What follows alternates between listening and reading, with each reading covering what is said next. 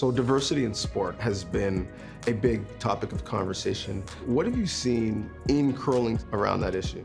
I think it's been a big wake-up in the sport, and we're probably behind some of the other sports in moving forward and making sure we're a little bit more welcoming. The facilities are like clubs, they're country club kind of things, and they're not really inclusive to a whole bunch of people who haven't been in them before, I guess. I think just the awareness piece to begin with. I don't know that too many were kind of aware of the problem and the issue. I'd never thought about it, and I think that's the problem, is that you don't see it and you're unaware of it. And so we're just grateful to be a part of this and to just continue to learn about the issues and about people's stories and really just listen. We're better with more people. We're better with where people are coming from different places. The sport changes and evolves and can turn into something beautiful. I think the sport has the capacity, but we haven't really explored it yet.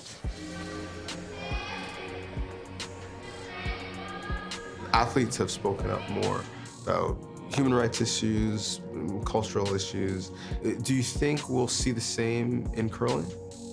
We have this platform, and I think we have an obligation to try and be good stewards in our society and good community members and shape the future how we want it to be. And if we can use our platform a little bit to have the conversations and create a more inclusive space in the future, then I certainly think we should be doing that. It's something I'm going to try and do and try and encourage my team to do as well. The onus is often put on the players to make sure the sport is inclusive and speak out on these issues. What role do the governing bodies and associations have to play? So absolutely, the governing bodies need to get on board, they need to get in the conversation, and they need to work towards having people like our United We Curl ambassadors in the conversation and hearing what could be done better as a whole in order to help with the movement here. It really does have to start right, at the grassroots. Those, event organizers, those league organizers, those are the people who are gonna make big change happen faster, for sure. I think it is important for the clubs to do a lot and the governing associations, because the big athletes, they're good role models, but the clubs have to have and the associations opportunities for new people to come and play. If there's one person watching this who doesn't see themselves in the sport, maybe, what would you tell them in terms of why curling might be a good thing for them to partake in?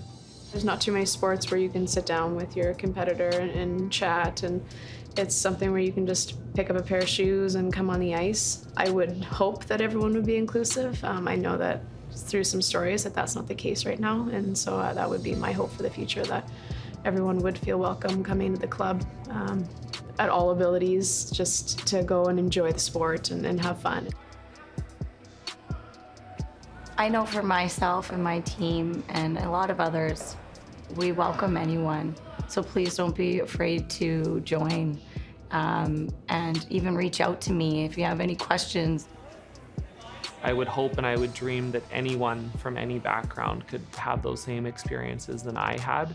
And I guess all I would tell that person is, if they ever feel like, they're in a position they're not sure curling's for them because of the community they come from, if they can reach out to me and they can reach out to some of the other top curlers, I think we can help have some of those conversations, try and open some of those doors, and hopefully, inspire the next generation of curlers to be a little bit more diverse than the last.